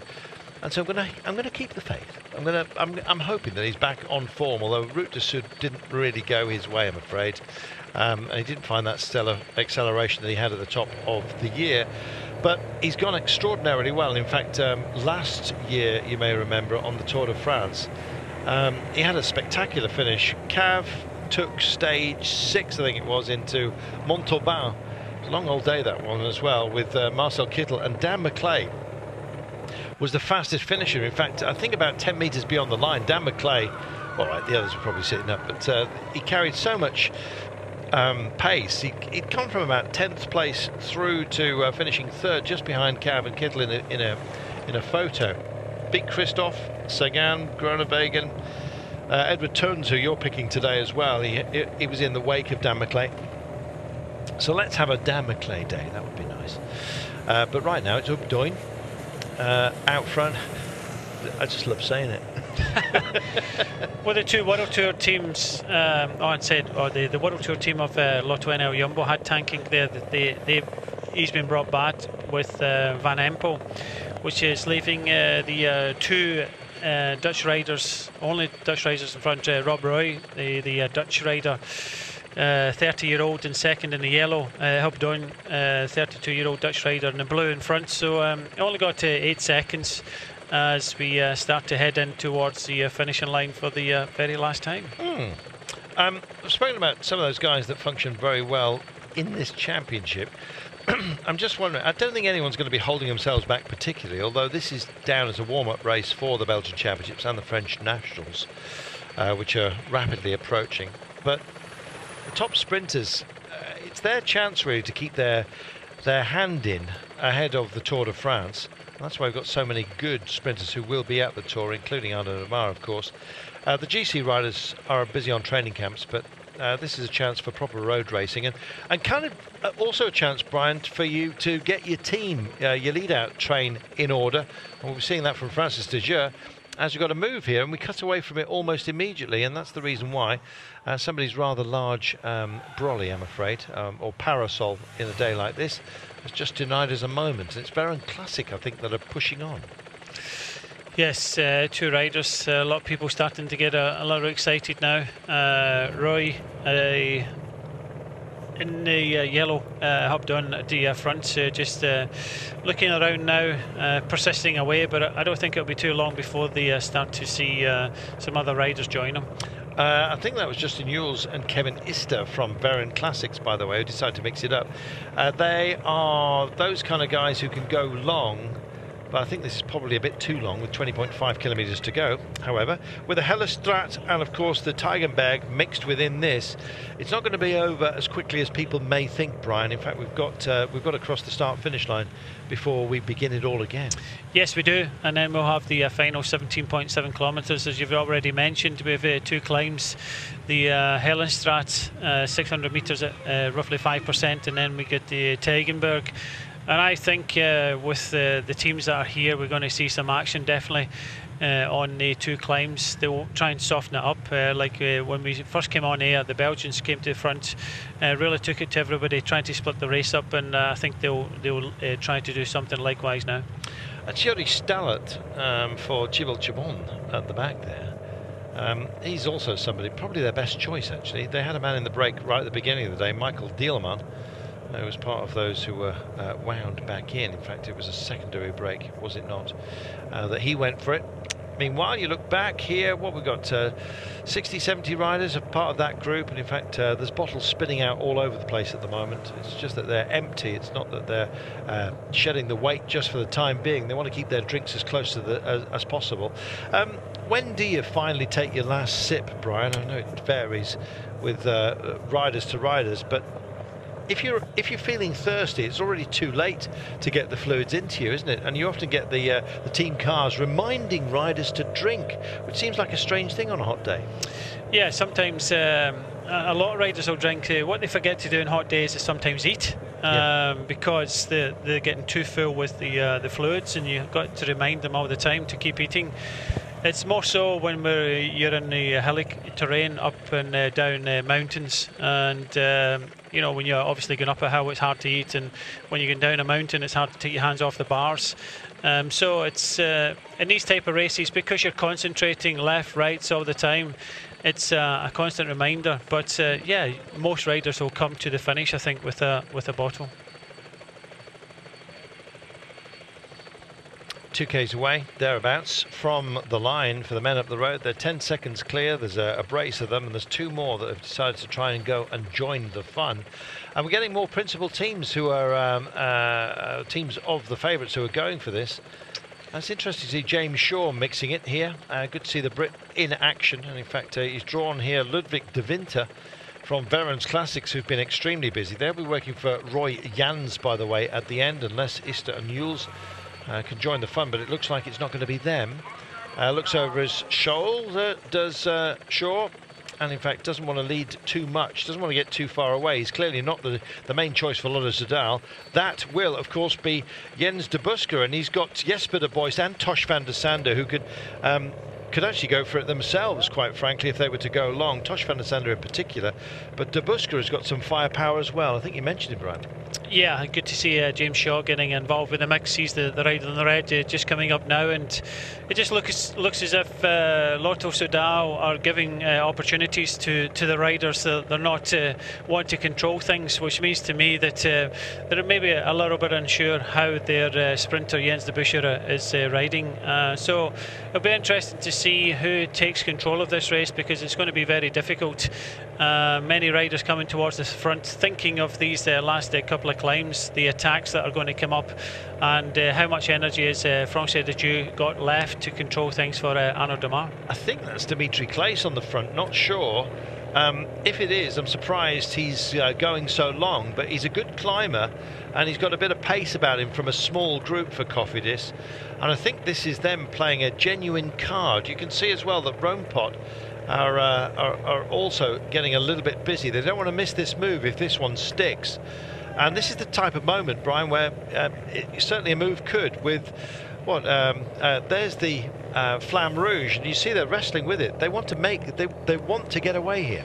Yeah, they are. Stijn Steels up there for Sport Vlaanderen, the rider on the left hand side, but it's coming back together yet again, and Wanty Group Gobert, Juan Alfredo I think it was that brought it back, but one rider just clipping off, coming down inside the last kilometre, and the rider in the blue, we were saying maybe not suits him, but that's Enric Mas, the Spanish rider and climber riding for Quick Step Floors.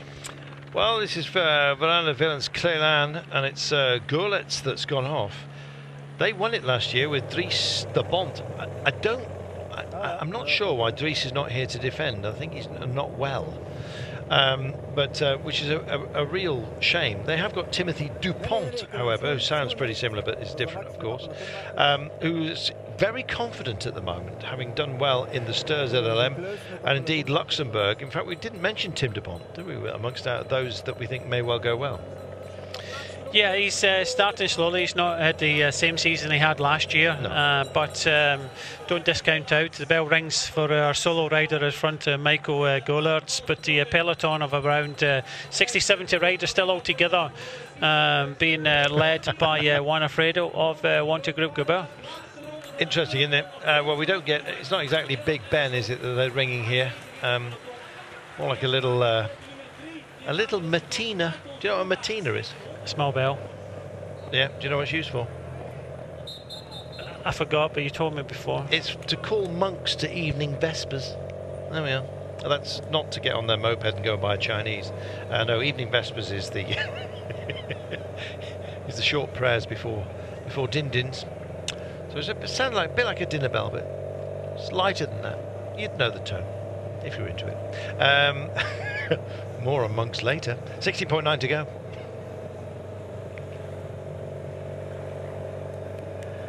Well, it's a hiding to nothing, surely.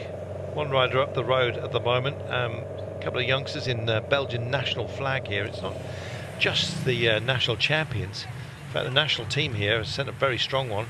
Emil Blanca just picking out there. In fact, everyone's getting in their last feeds at the moment. They've been listening to Brian quite clearly. Freddie Backhart was one of those just reaching for a gel right now. Get the sustenance where it needs to be, and some long shadows here coming late into the afternoon. It's what, just after 5:05 in the afternoon.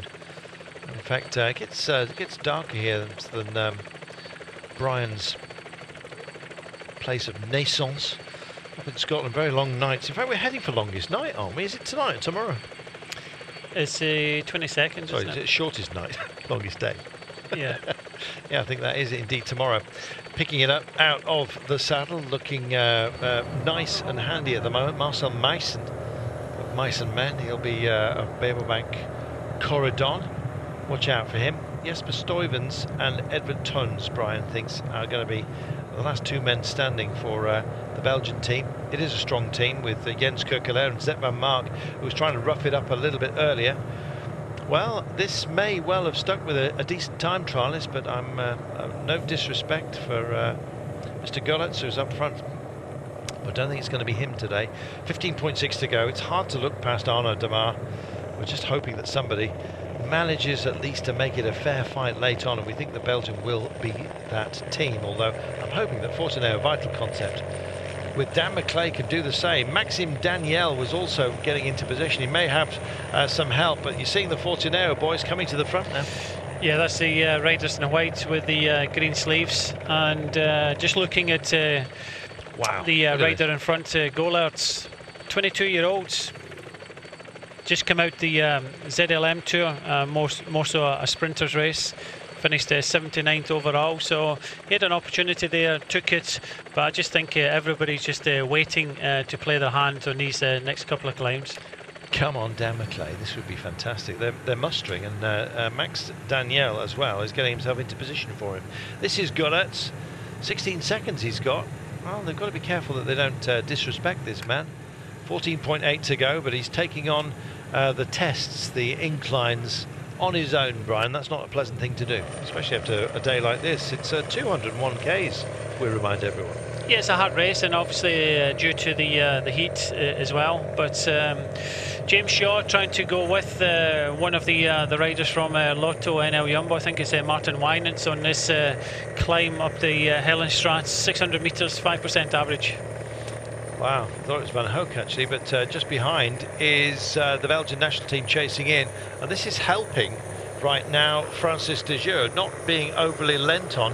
Here's your Hellenstraat for the very last time of asking. It does kick up.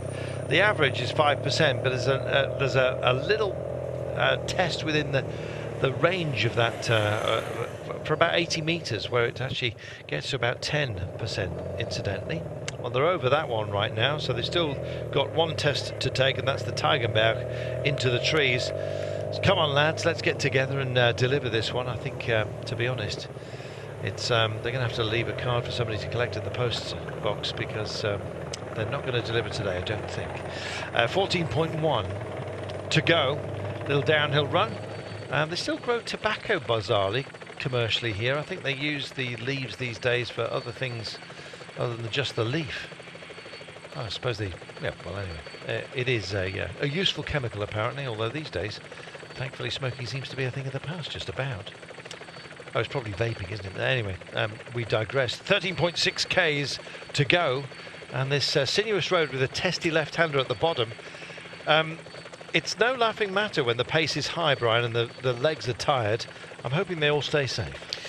Yeah, I think they will, but three riders now coming onto this main road. The original solo breakaway rider, Michael Golarts, has been joined by James Shaw of Lotto Soudal in the red, and I think it's Martin Wynants for the Lotto NL Jumbo team. There we go, confirmation of, and indeed he looks over his shoulder and says, come on, do a bit of work. James Shaw says, all right, but only reluctantly, because I'm really not supposed to be here, quite frankly. James Shaw can be a powerhouse at moments such as this, but as you can see, just behind, he's dealing with the charging Belgians. She's sticking with Ted Turns. Yeah, I think so. You can see Stuyven, I think, is at the front for Belgium, just trying to set something up, possibly for Toynes to maybe do something on the Tigenberg. But this is a strong ride here by James Shaw. He's obviously a neo pro, learning his craft and in the right place at the right time, I think. Stuyven and Toynes, and there they are. Well, will they go very, very long? Just powering up the outside is Twain Castellines. Hayes van Hoek is there as well, but that is Floris de Tier. I think he's out of position at the moment, but he presumably knows what he's up to. Likewise, Arnaud Demar, and he's isolated. There he is, number 21, from his teammates. And staying close at hand is Dimitri Claes, who would hope to mug him a little bit later on. In fact, he's on his back wheel. The man from Cofidis takes a toot, douses his head. I imagine he'll dispatch with that bottle in a few moments' time once he's emptied it upon his torso. In fact, he keeps it, just leaves a little bit left in the cage, as it were, with 12.5 to go.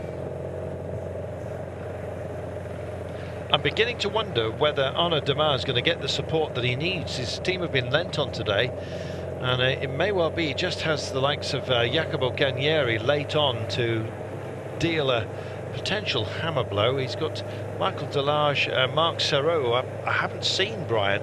I think the difficulty of the day may well have had a sapping effect on the lead-out train for Arnaud Demar. He may have to go alone. Yeah, it's okay speculating about this sprint, but if you've not got a team to bring these riders back, and it was the team of Belgium, the national team, with Stuyven at the front, and getting inside the last 12 kilometres with the Teigenberg. We're at the foot of the Teigenberg now. 3 riders. I know that the original breakaway rider, Michael Goulart, is kind of hanging on a little bit, but strong ride by James Shaw, the Brit, at the front. 14 seconds. Yeah, it's all very well talking about lead-out trains, but if they're not there, well, you're going to be on your Jack Jones, as it were. We'll see whether Arnaud Demar can do exactly that. Strongest pairing at the moment seem to be Stuyven and Toynes. They're powering into this. They're demanding a lot of the other quick men around them. Yeah, we are going to see some action from the peloton behind, so have a look for that. But Martin Winans and James Shaw still doing a turn at the front as Goulart in the blue, but he's grimacing. No points at the top of the climb this time, but we're going to see some action on this climb from the peloton behind. Dan Gardner there, the Brit at the back, just rolling with the punches that these inclines issue. And here we are, we're starting to see some proper moves here. And it's Run Pot with Lotto Jumbo. And no surprise to see Cofidis involved here. Dimitri Claes is hanging back. Can't see who it is. I think it's possibly Van Steyen, but they've got Van Genegten back there. But I think it's Claes that's their chosen man. He's the man who's staying closest for the time being with to Arnaud Demar. They come up over the top here, 11.1 kilometres to go, and as you were saying, Brian, there's no points this time by for those who've been brave enough to take it on, like Lichtart and Gang. Here we are, 11 K's out, little less than that. Now this is where do you expect the out-and-out pace to suddenly be injected? I don't think they're going to be able to until they hit the Flamme Rouge, which is at the top of that last little test. Yeah, there's a lot of riders gulping for breath now. That was a big effort there by Pim Lichtart. I think Kenneth van Bilsen also in there, and I think this is Floris de Tier yet again. He's on a good day, but Quick Step trying to fire a rider across, and that's Tim de Klerk. So yeah, it's a lot of riders starting to struggle now. Just over 10 kilometres to go. No control of the peloton yet, but plenty of attacks at the front, and there's a group now of about 6 riders trying to distance themselves. Well, just looking, and de Klerk looks like he's got Tosh van der Sande for company as well, which is a danger. Just having a look behind, they're not wanting to work too much just for the time being, and want to get on with this. Lotto Jumbo, you know, they've been so lively all day, and they've got riders here in this front group, the bridging group, and indeed on the nose of the chasers as well. That's an assembly of talent. What about Amund Janssen, Brian? People are unaware of the young Norwegian. Yeah, we're going to see today. I think he's probably got a little bit of learning to do. We'll have to wait and see, but we haven't caught a sight of him yet. But he's got 2 teammates now just drifting off the front of the main peloton. Can't see if that's Van Leeuwenhoek. I don't think it is that's coming over. Doesn't look big enough for him for Top Sport, Sport Vlaanderen. Drop the top, as they say. Still, Lichtart works hard, and in fact he's got company now. Now this is looking like a reasonable fighting force, and with someone like Tim de Klerk as well, who offers up a lot of protection from anyone behind him. He's a big lad, isn't he? Yes, but yet again, I think it's the national team of Belgium putting numbers towards the front, so I cannot see this one going away. Not everybody's contributing. We're inside the last 10 kilometres now, and this group needs everybody committed if they want to hold off the peloton. So, just under 9 kilometres to go, and here they come. Sailing into view, I think it was Maxime Daniel for Fortuneo Vital Concept, because Dan McClay will be shadowing Demar, who certainly will go for this. Meanwhile, Tom Bone looks like he's busy doing his own thing. Oh, he was in an edgy seat there, but he's just sat back and taking a drink of water. Must be getting excited, but yeah, you relax now. I think like any ex-bike rider, when you get in the commentary box, you're always looking closely at the screen to see what's developing and what's happening. Somewhat different to be actually in the peloton itself, but yeah, sometimes it's worse actually sitting in the commentator seat than actually being in the race. Especially next to me, eh, Brian? He's nodding. 8.2 kilometres to go. Here we are. So the 9 up front, being joined by 7 more. There's 5 just behind, and in fact no panic just for the time being, despite this little sequence. Little sit up there from the Sport Vlaanderen rider, as he just wanted to get himself into a more comfortable place for this busy approach. And it is Elliot Leiter who's managed to get up here. That's good work. Just on the front, flicks his elbow out and says, come on, do a little bit of work. Floris de Tier from Lotto Jumbo comes through. They are starting to mix it just a little bit. Can't quite see who that is from Fortuneo Vital Concept. I'm kind of wishing it to be Daniel. Yeah, I think it is Max Daniel. He's more of a distance man. I called him earlier, but I thought he was a bit bigger than that. But anyway, they're further behind, and in fact McClay is getting involved. I'm actually unsure whether they wanted that spray at the very last here, but Monty pick it up. 7.2 to go. There is a climb, Brian, that doesn't even out until we get to the Flamme Rouge itself. It's still a sapping course, this. It is. It's Juan Alfredo for Wanty Group Goodbar at the Enrique Mas in the quick step.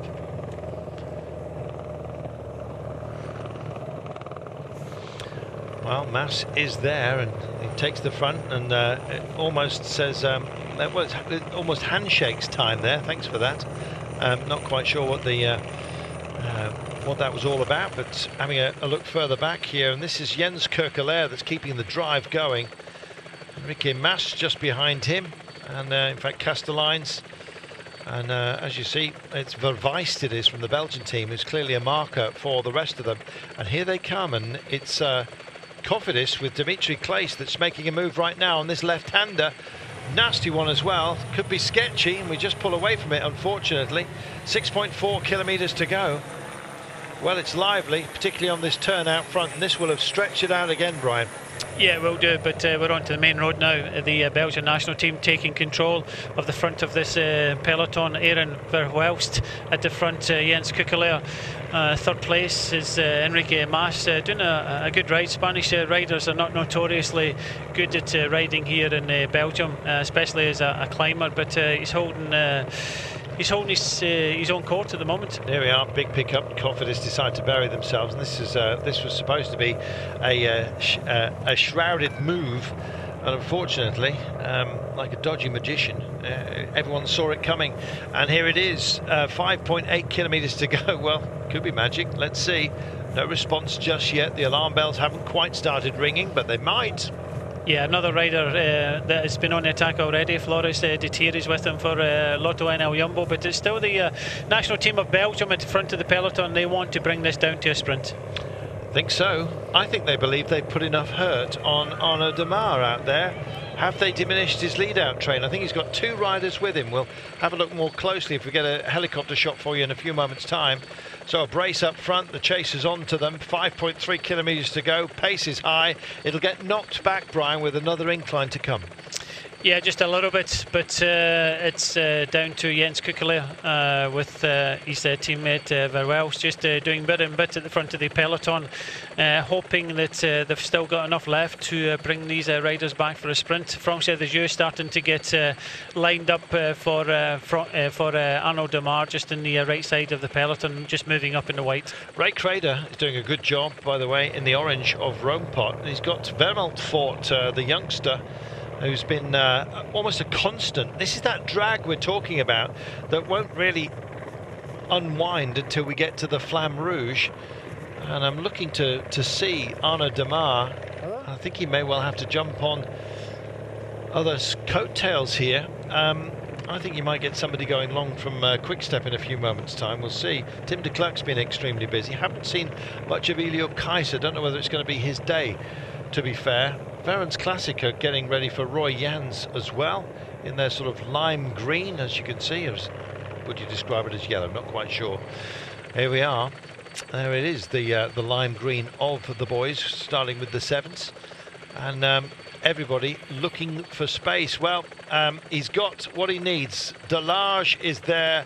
So is Ollie Legac. Maybe he's not his principal lead-outs, but he's got enough to deal a few blows, I think, has Damar, and I think he still remains as favourite with only 4.1 to go. Yeah, you think that, but Belgium are trying to think otherwise. Brave effort from the 2 riders in the front. The rider from Cofidis in the red is Dorian Codon, and a rider, Floris Detair, has been in the several breakaways already today, but slowly but surely Aaron Verhelst of the Belgian national team is bringing it all back together.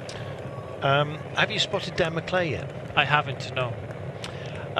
Looking then through this group, no, me either. I was kind of hoping. There's a brace coming up right now, and I'm wondering if this is him from Fortuneo Vital Concept. He'd have to go very, very long if that was going to be the case. Yeah, I'm still struggling to pick up. I've not seen them all race, so we'll have to kind of just wait and see. But Dan McClay loves racing in Belgium, and just trying to see who it's actually. I think that is Dan McClay just on P2. You see the guys in the centre of the road there, sort of left-hand side of your picture, with the white with the green accents upon their sleeve, green sleeve caps, if you will. There is Vemeltfort. Now, he's a massive presence, and he's just on the back wheel of Pim Lichtart at the moment in the orange. Now, Pim Lichtart can deliver a real punch through the air, and I think Vemeltfort is clearly minded to go for this today. There he is in the orange. Indeed, I still think it's McClay who's just coming up alongside. If it is, he's got rid of his beard. Here we go then. 2.9 kilometres to go, and there's others with options here. Most certainly, Roy Jan's Veterans Classic boys very much to the fore. Yes, so just inside the 3 kilometres to go, nobody really got control of the front of the peloton. Still the Belgian national team, but plenty of riders there for the Veterans Classic team looking after Roy. Wanty also moving into position, 2.5 kilometres to go. Oh, a little bit of a jink there, and almost taken out was Michael Delage. He's second man standing, and he has an argument here. What are you up to, he says.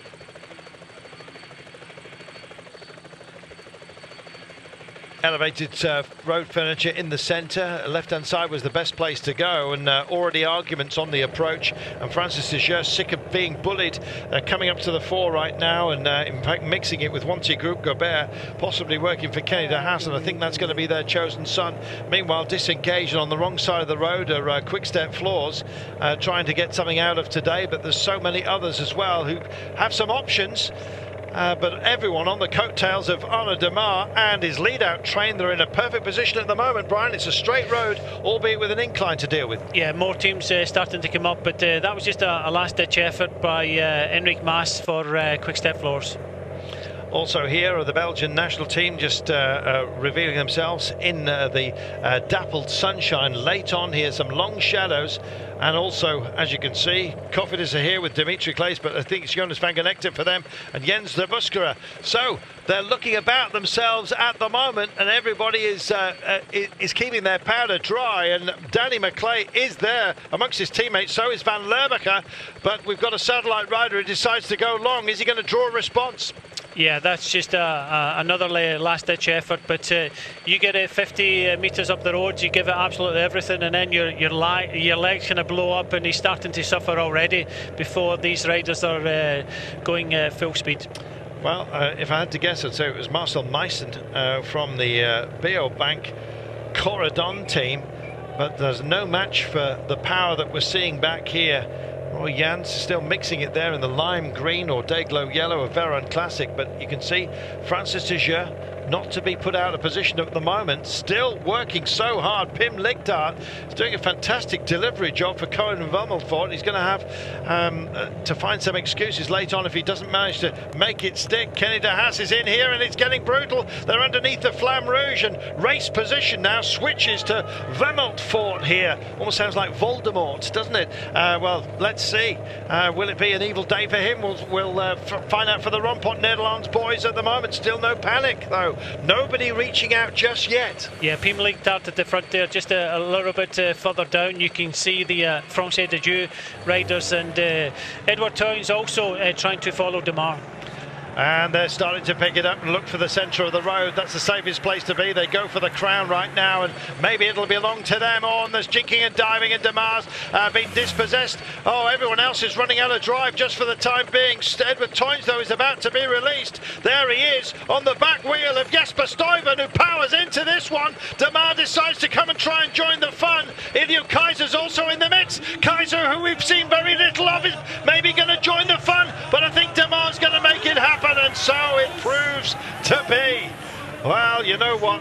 It's hard to keep a good man down, and after all the bullying that they issued to Francis de Dieu today, they took it for themselves.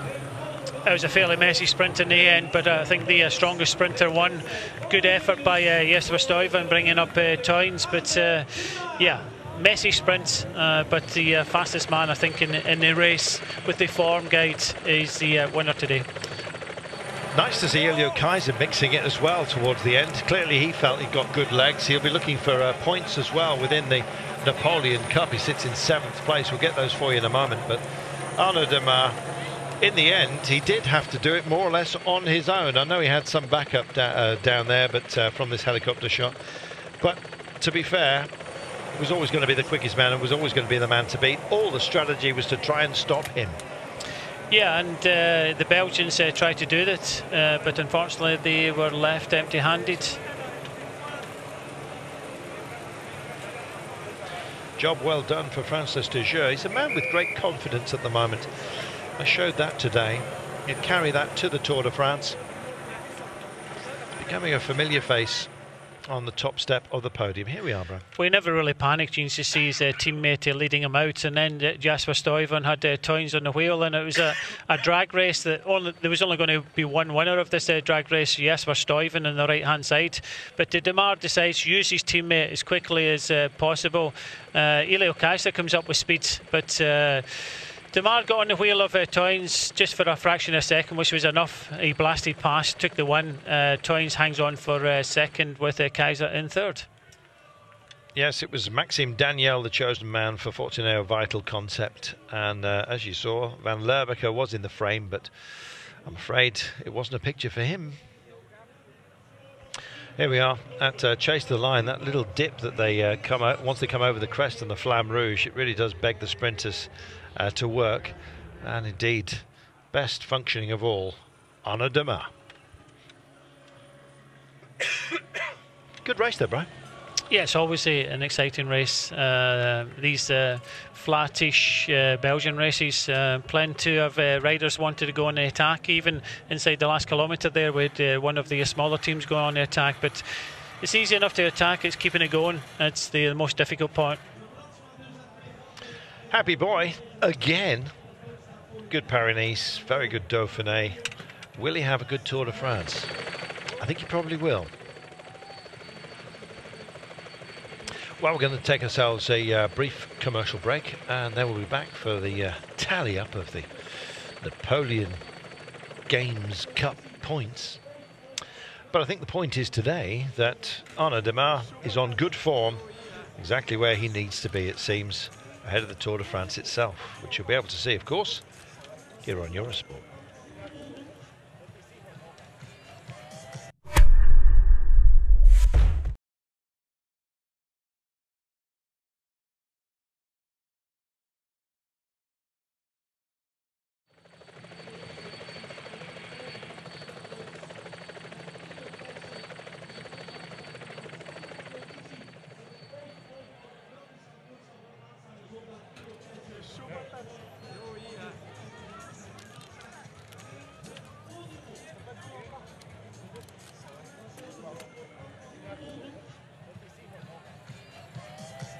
Die we met deze nogmaals uitnodigen. Als hij de wedstrijd beëindigd heeft, we hopen voor hem voor wel. €250 als winnaar van het bergklassement geschonken door de stortbetonfirma De Klerk.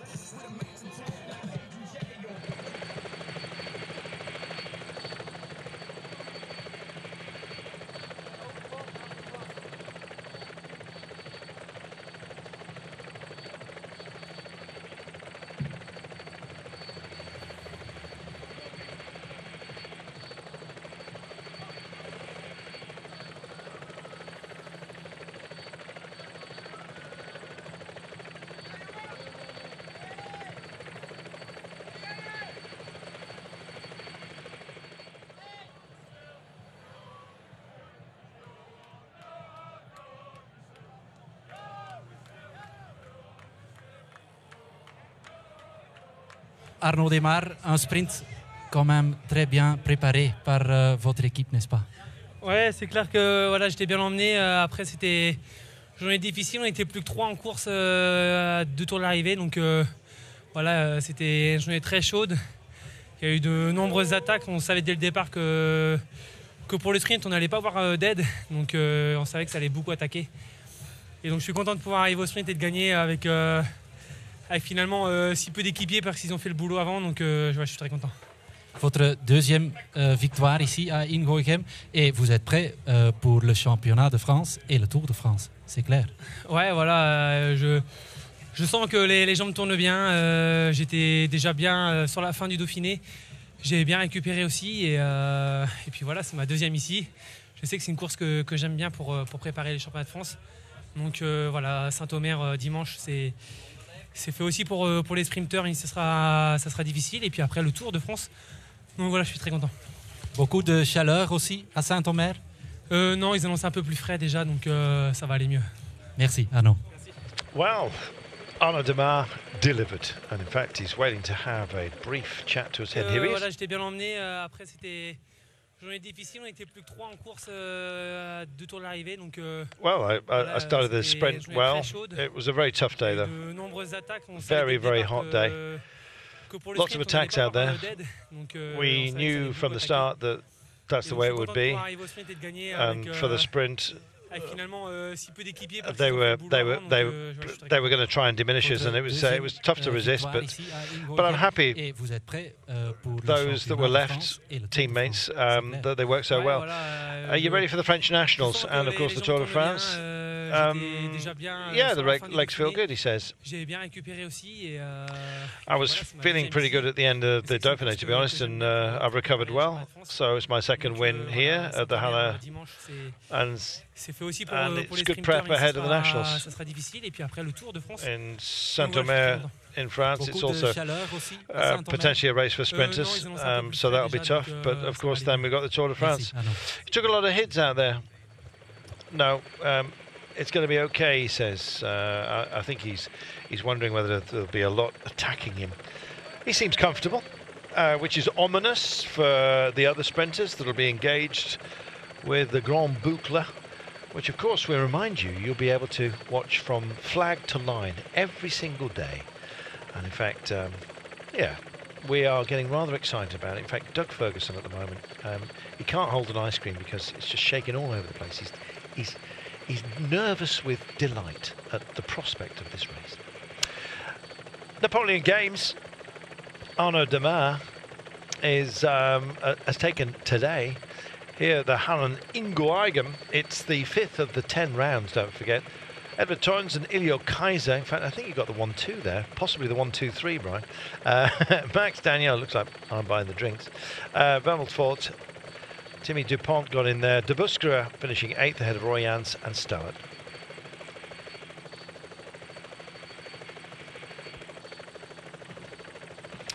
Well, thanks for your company here at the Halle Ingooigem.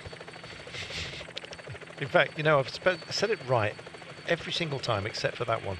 The Halle Ingooigem. Thank you. It was a busy day, Brian, was it not? We had our early breakers, but inevitably, surely it was going to be for the fast men.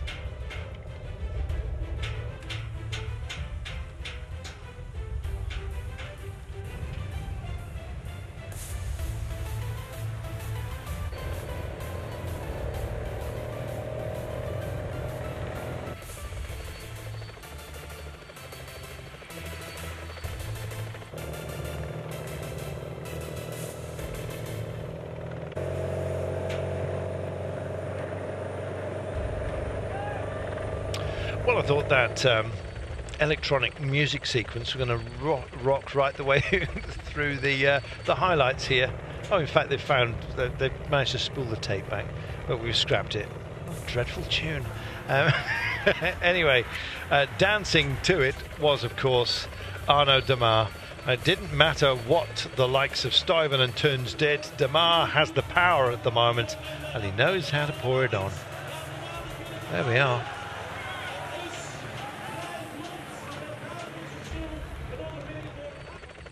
Good work. Let's have a look at the Napoleon Cup standing, shall we? I believe that's what we're going to see next. Or maybe not.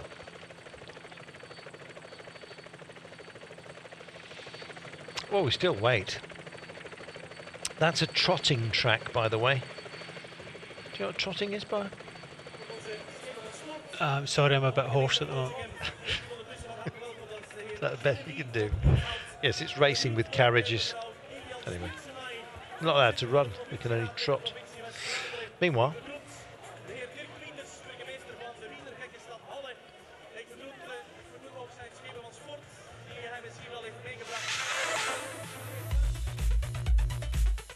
next week, we've got highlights of national championships for you on Monday. Tour de France team presentation is on the Thursday in Dusseldorf, of course. And we remind you, the Tour de France itself.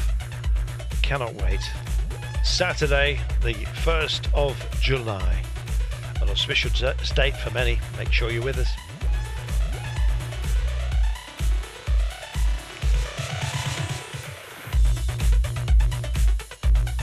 Thanks for your company. We're going to take Jean-Michel Jarre outside in a few moments' time and unplug him. Enjoyed your company with this one. The Halle Ingooigem. It's twice now I've clipped the hurdles and brought them all down. Taking it home today was Arnaud Demar. Hope you've enjoyed it. We certainly have. Thanks for your company. We expect to see you on the tour, of course, from me and Brian. For now, though, bye-bye.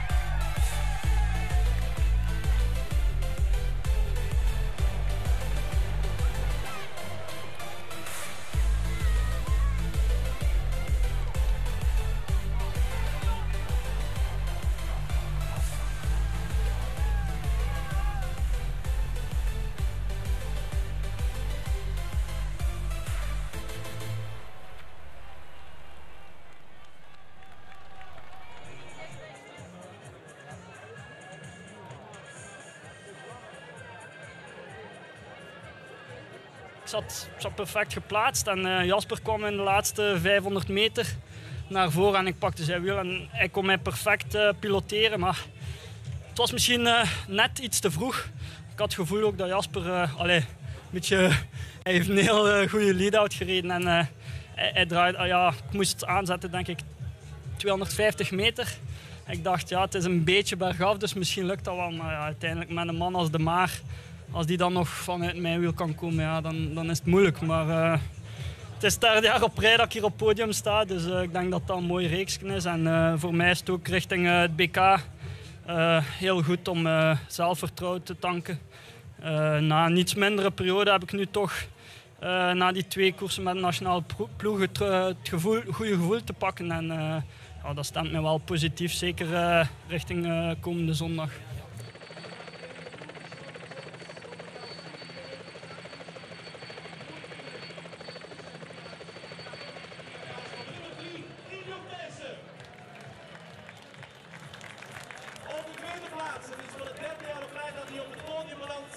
Dit jaar als tweede van de wedstrijd. Uw applaus voor Edward Luts. Gefeliciteerd door de echtgenote van de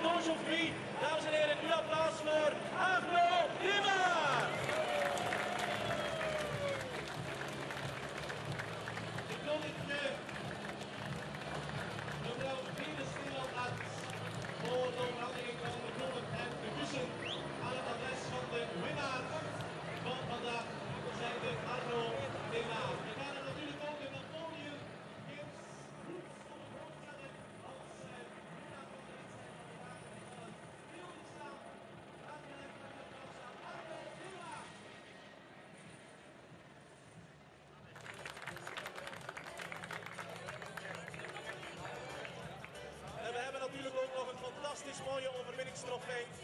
We hebben straks ook nog lekkere dingen aan te bieden. Een overwinningstrofee, dat is een sculptuur, een beeldhouwsculptuur van de hand van kunstenaar Heel Pannenboeken.